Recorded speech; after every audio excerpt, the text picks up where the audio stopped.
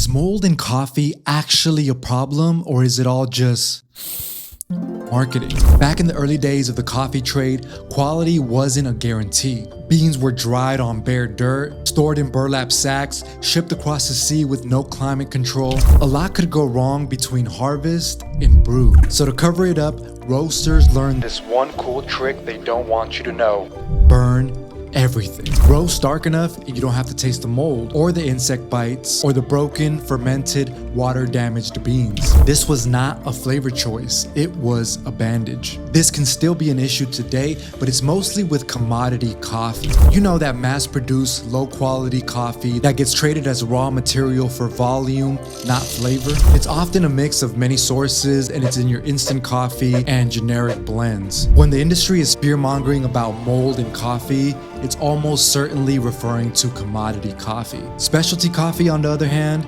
is a whole different story. That's because long before wellness marketing found coffee, the specialty industry had already addressed these issues at the source. They standardized moisture targets to between 10 and 12%. They used raised beds, patios, and mechanical drying. They implemented mechanical gravity and hand sorting. They began to use barrier-lined storage and shipping. And they used quality grading that rejected musty beans by definition. By the time mold-free coffee became a talking point, specialty coffee had already engineered the issue out through process. So where did the label come from? As distance from production increased, understanding was replaced with symbols. Labels, certification, claims, all meant to stand in for knowledge. Over time, those labels became badges of reassurance rather than tools for learning. So what actually matters? Ripe harvesting, controlled drying, low moisture, clean sorting, proper storage, and thoughtful roasting. Clean is not a claim,